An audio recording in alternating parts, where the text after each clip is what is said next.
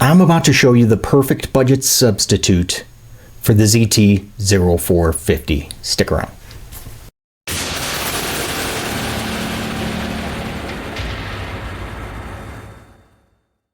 Hey, how you doing? I'm Jay, and go ahead, click on that subscribe button if you're looking for knife reviews that get right to the point.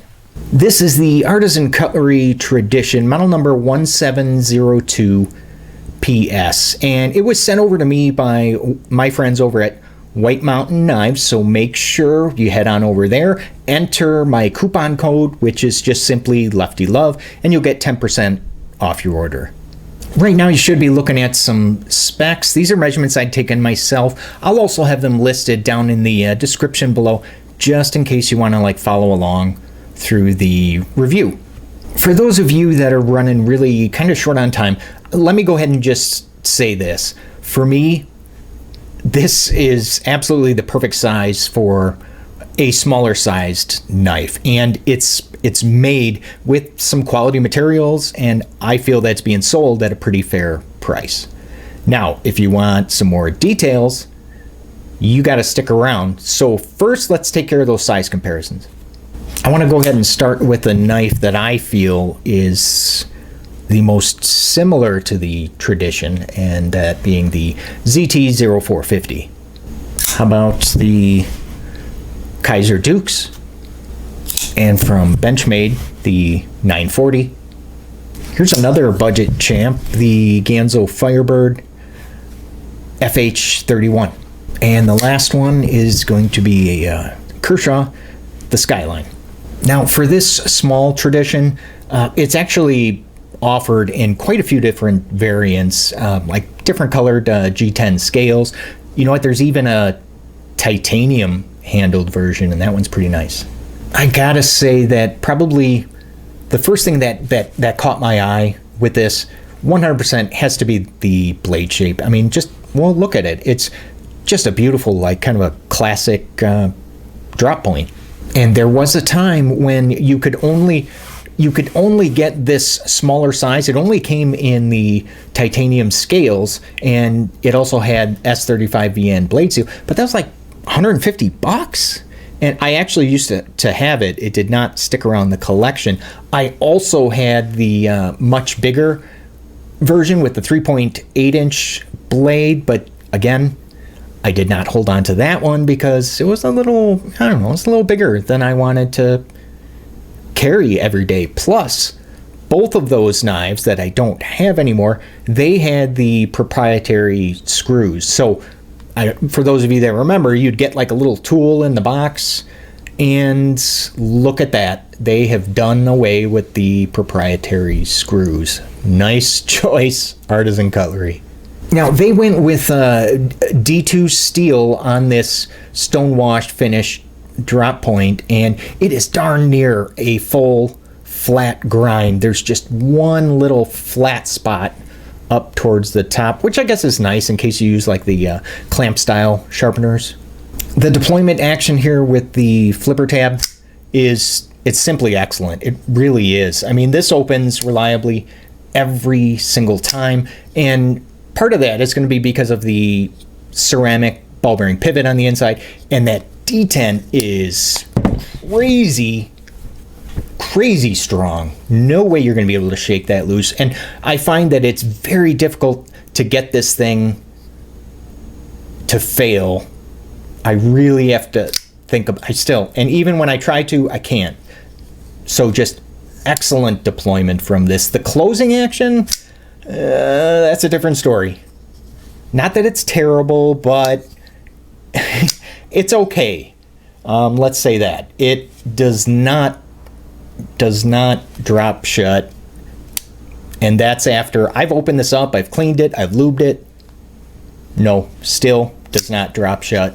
But you know what, I am noticing it's getting a little bit better with use.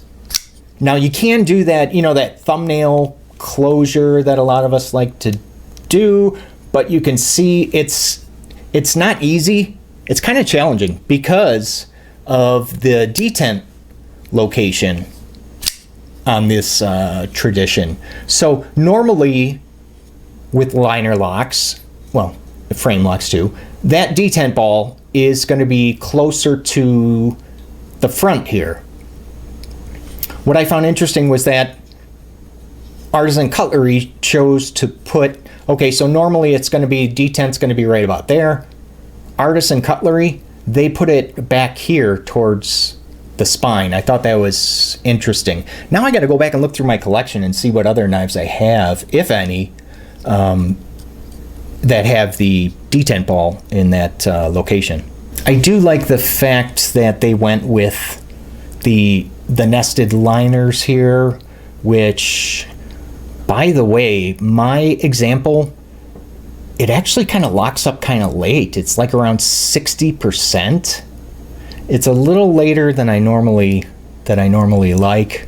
But usually if you do have nested liners, that's gonna help to keep the handle thickness down, which is exactly what they did here, because it's a very impressive 0.45 inches thick.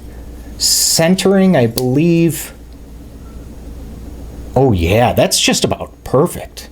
Now, for the most part, these carbon fiber scales, they're pretty comfortable. I mean, there's a couple areas where there's some sharpness going on, a little bit on the inside corners, and there was one other spot. Oh yeah, right up here, up at the top. And no, not that it's gonna cut you, but it's a little on the sharp side. Even though that these scales, I know that they do look kind of slick, and well, to be honest, they are. The finger grooves on the handle, yeah, that really does help provides just a good grip. And I also like, check out that, what do you want to call it, thumb divot with some jimping in there. I like that a lot. That just makes for, oh yeah, very comfortable grip. And you can see that I wear a medium size glove, and I can fit all of my fingers here on the 4.1 inch handle. The pocket clip here, it's going to be just, it's tip up only, but you can see it is deep carry, and it's for righties. And let's see if they gave us some lefty love. They sure as heck did. Thank you for that. Now, I really do like the positioning of this clip, because here's why. Not only does it give you, a discrete deep carry, but also you still have like just a little bit, you see here, you got a little bit to pinch when you're withdrawing it from the pocket. I like that a lot. All right, how's about we see how this 3.15 millimeter thick blade cuts. Dang. Oh yes, yeah, that cuts pretty darn good. Before I go ahead and toss this up on the scale, I just want to show you that yes, it's backspacer construction, and it's actually done very, very well. What I mean by that is, because I held it up to the light, there's no gaps. There's no light that's going to be shining through. Very, very nice. There's no skeletonization in an effort to reduce the weight, so let's see how that affects our knife. That's pretty good. 3.2 ounces, which is going to be, I think that's about, yeah, very close to 1, 2, 3, 4 AA batteries, or, oh, would you look at that? Almost the same weight as the ZT0450.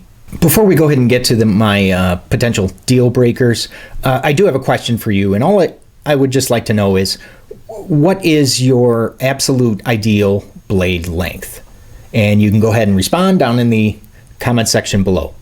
And now that I think about it, there really is not many deal breakers. There's 2 deal breakers and 1 minor nitpick. So the first potential deal breaker has to be that closing action. I mean, the fact that, it's ceramic ball bearing pivot, and at least my example, the fact that it's not dropping shut, even after I've completely disassembled it, cleaned it, lubed it, it still requires quite a bit of shake to get it to close that way. But I will admit that it is getting a little bit better. And the second potential deal breaker is going to be that choil. Now, that is, obviously, that's going to be way too small for a finger. So that makes this just a very, very large sharpening choil. So, you know what, just maybe if they made it a little bit smaller, because as it stands right now, it's stealing a little bit of length from the edge. Granted, it's not much, but they could have went a lot smaller here and given you more sharpened edge. And the last deal breaker, which is not a true deal breaker, it's a minor nitpick, and it's just regarding the hardware screws. I really wish that they would have went with black. I think that would have looked really nice. So now where does that leave us with the Artisan Cutlery Small Tradition? Well, you guys know that I do not show the packaging, but I do want to whip out the little Crown Royal bag that they give you. Whatever, it's different. I got to give them credit for that much. Now, remember, go to White Mountain Knives, enter in my coupon code LeftyLove so you can get 10% off. $56 is what you can normally find this on sale for. Now, a few questions that have been kind of swirling around in my head is that, are they asking too much? I mean, considering that you can get a Ganzo Firebird in D2 steel for around $20. Ball bearing pivot. Maybe they should just, I don't know, keep the bag, lower the price. I think I would appreciate that a little bit more. Or is carbon fiber and ceramic ball bearings, is that worth the $56? Well, I'm leaning towards yes, but not the G10 models. I mean, those in the different colors, I'd feel a heck of a lot better about the G10 ones at like $30 or $35. But I would say that this one it's worth the purchase. I mean, especially since they did away with the proprietary screws. So I don't regret my purchase, but I don't feel like it's some fantastic value either. Hey, thanks for watching, and don't forget, guys, go ahead and subscribe for knife reviews that get right to the point.